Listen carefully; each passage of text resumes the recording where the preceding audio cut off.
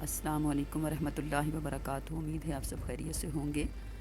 آج میں آپ کے سامنے نیا چاند دیکھنے کی دعا شیئر کرنے لگی ہوں کہ سب سے پہلے آپ جب رمضان کا چاند دیکھیں تو فوراً یہ دعا پڑھیں: اللہ اکبر، اللہم اہلہ علینا بالامن والایمان والسلامتی والاسلام والتوفیق لما تحب ربنا وترضى ربنا وربک اللہ۔ صحیح ترمذی کی حدیث نمبر ہے 157 کہ اللہ سب سے بڑا ہے، اے اللہ تو اسے ہم پر طلوع کر امن، ایمان، سلامتی اور اسلام کے ساتھ اور اس چیز کی توفیق کے ساتھ جس سے تو محبت کرتا ہے۔ اے ہمارے رب تو جسے پسند کرتا ہے، اے چاند ہمارا اور تیرا رب اللہ ہے۔ اسی کے ساتھ رمضان مبارک کی فضیلت کے بارے میں ایک حدیث بیان کرنے لگی ہوں۔ حضرت کعب اجرا رضی اللہ تعالیٰ عنہ کہتے ہیں کہ ایک مرتبہ نبی کریم صلی اللہ علیہ وسلم نے ارشاد فرمایا کہ ممبر کے قریب ہو جاؤ۔ ہم لوگ حاضر ہو گئے۔ جب حضور صلی اللہ علیہ وسلم نے ممبر کے پہلے درجے پر قدم رکھا تو فرمایا آمین۔ جب دوسرے پر قدم رکھا تو پھر فرمایا آمین۔ جب تیسرے پر قدم رکھا تو پھر فرمایا آمین۔ جب آپ خطبہ سے فارغ ہو کر نیچے اترے تو ہم نے عرض کیا کہ ہم نے آج آپ سے ممبر پر چڑھتے ہوئے ایسی بات سنی جو پہلے کبھی نہیں سنی تھی۔ تو آپ صلی اللہ علیہ وسلم نے ارشاد فرمایا اس وقت جبرائیل علیہ السلام میرے سامنے آئے تھے۔ جب پہلے درجے میں نے قدم رکھا تو انہوں نے کہا کہ ہلاک ہو جائے وہ شخص جس نے رمضان کا مہینہ پایا پھر بھی اس کی مغفرت نہ ہوئی۔ میں نے کہا آمین۔ پھر جب میں نے دوسرے درجے پر چڑھا تو انہوں نے کہا ہلاک ہو وہ شخص جس کے سامنے آپ صلی اللہ علیہ وسلم کا ذکر مبارک ہو اور وہ درود نہ بھیجے۔ میں نے کہا آمین۔ جب میں نے تیسرے درجے پر قدم رکھا تو انہوں نے کہا ہلاک ہو وہ شخص جس کے سامنے اس کے والدین یا ان میں سے کوئی ایک بڑھاپے کو پائے اور وہ اس کو جنت میں داخل نہ کروائیں۔ میں نے کہا آمین۔ اس حدیث میں حضرت جبرائیل علیہ السلام نے 3 بد دعائیں دیں اور حضور صلی اللہ علیہ وسلم نے ان تینوں پر آمین فرمائی۔ اول تو جبرائیل علیہ السلام جیسے مقرر فرشتے کے بد دعا ہی کیا حکم تھی، اور پھر حضور صلی اللہ علیہ وسلم کی آمین نے تو جتنی سخت بد دعا بنا دی۔ وہ ظاہر ہے کہ اللہ ہی اپنے فضل سے ہم لوگوں کو ان تینوں چیزوں سے بچنے کی توفیق عطا فرمائے، آمین۔ حضرت جبرائیل علیہ السلام نے کہا کہ آمین کہو، یعنی اللہ حضور صلی اللہ علیہ وسلم سے کہا تو حضور صلی اللہ علیہ وسلم نے آمین کہا، جس سے اور بھی زیادہ اہتمام معلوم ہوتا ہے۔ اول وہ شخص جس پر رمضان مبارک گزر جائے اور اس کی بخشش نہ ہو، یعنی رمضان مبارک جیسا خیر و برکت کا زمانہ بھی غفلت اور معاصی میں یعنی گناہوں میں گزر جائے، اور رمضان مبارک میں مغفرت اللہ جل وعلا کی رحمت اور بارش کی طرح برستی ہے۔ جس شخص پر رمضان مبارک کا مہینہ بھی اس طرح گزر جائے کہ اس کی بدعمالیوں اور کوتاہیوں کی وجہ سے وہ مغفرت سے محروم رہے، تو رمضان کے جو کام ہیں وہ یعنی تراویح، روزہ، ان کو نہایت اہتمام سے ادا کرنے کے بعد ہر وقت کثرت کے ساتھ اپنے گناہوں سے توبہ استغفار کرے۔ دوسرا وہ شخص جس کے لیے بد دعا کی گئی، وہ جس کے سامنے نبی کریم صلی اللہ علیہ وسلم کا ذکر مبارک ہو اور وہ درود نہ پڑھے، اور بہت سی روایات میں یہ مضمون بھی آیا ہے۔ اسی وجہ سے بعض علماء کے نزدیک جب بھی نبی کریم صلی اللہ علیہ وسلم کا ذکر سننے والوں پر درود شریف کا پڑھنا واجب ہے۔ حدیث کے اور بھی بہت سی اس کے بارے میں بہت سخت وعید آئی ہیں کہ نبی کریم صلی اللہ علیہ وسلم نے کہ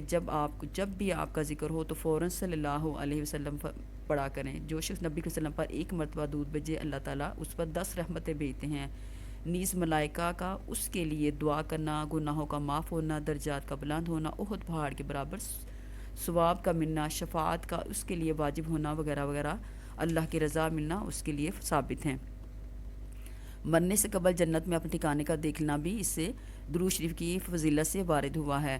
تیسرے وہ شخص جس کے والدین بوڑھے یعنی والدین میں سے دونوں یا ایک موجود ہوں اور وہ ان کی اس قدر خدمت نہ کرے کہ جس کی وجہ سے جنت کا مستحق ہو جائے۔ والدین کے حقوق کی بھی بہت سی احادیث آئی ہیں، علماء نے ان کے بارے میں لکھا ہے کہ ان کی اطاعت اس حد تک ضروری ہے کہ اگر وہ مشرک ہوں اپنی آواز کو ان کے سامنے اونچی نہ کرے، ان کا نام لے کر نہ پکارے، کسی کام میں ان سے پیش قدمی نہ کرے، امر بالمعروف اور نہیں عن المنکر میں نرمی کرے، اگر قبول نہ کریں تو سلوک کرتا رہے اور ہدایت کی دعا کرتا ہے، غرض ہر بات میں ان کا بہت احترام رکھے۔ ایک روایت میں ہے کہ جنت کے دروازوں میں سے بہترین دروازہ باپ ہے، تیرا جی چاہے اس کی حفاظت کر یا اس کو ضائع کر دے۔ ایک صحابی نے حضور صلی اللہ علیہ وسلم سے دریافت کیا کہ والدین کا کیا حق ہے، تو آپ صلی اللہ علیہ وسلم نے فرمایا کہ وہ تیری جنت ہیں یا جہنم، یعنی ان کی رضا جنت ہے اور ناراضگی جہنم ہے۔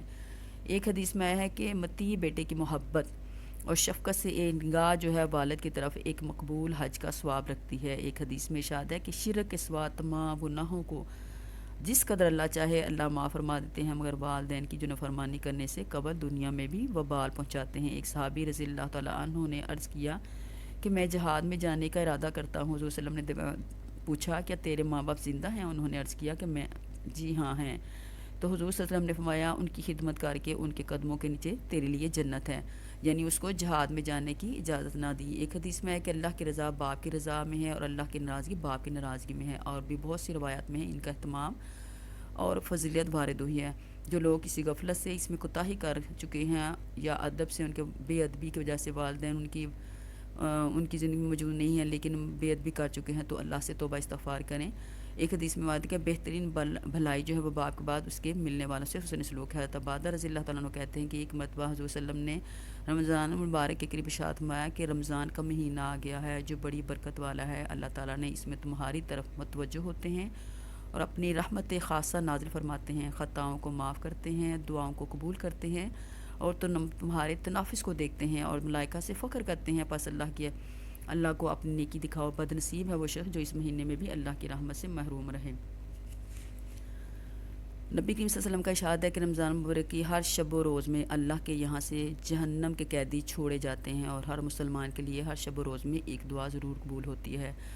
بہت سی روایات میں روزے کی دعا کا قبول ہونا وارد ہوا ہے۔ بعض روایت میں آتا ہے کہ افطاری کے وقت دعا قبول ہوتی ہے، مگر ہم لوگ اس وقت کھانے پر اس طرح گرتے ہیں کہ دعا مانگنے کی تو کہاں فرصت، ہمیں خود افطار کی دعا بھی یاد نہیں رہتی۔ افطاری کی جو مشہور دعا ہے اللہم لک صمت وبک آمنت وعلیک توکلت وعلی رزقک افطرت، جس کا ترجمہ یہ ہے کہ اللہ تیرے ہی لیے روزہ رکھا، تجھی پر ایمان لائے ہوں اور تجھی پر بھروسہ ہے، تیرے ہی رزق سے افطار کرتا ہوں۔ حدیث کتاب میں یہ مختصر دعا ملتی ہے۔ حضرت عبداللہ بن عاص افطاری کے وقت یہ دعا بھی کرتے تھے، اللہم انی اسألک برحمتک التی وسعت کل شیء ان تغفر لی، اے اللہ تیری اس رحمت کے صدقے جو ہر چیز کو شامل ہے یہ مانگتا ہوں کہ تو میری مغفرت فرما دے۔ بعض کتابوں میں حضور صلی اللہ علیہ وسلم سے یہ دعا بھی منقول ہے، یا واسع الفضل اغفر لی، کہ اے وسیع عطا کرنے والے میری مغفرت فرما۔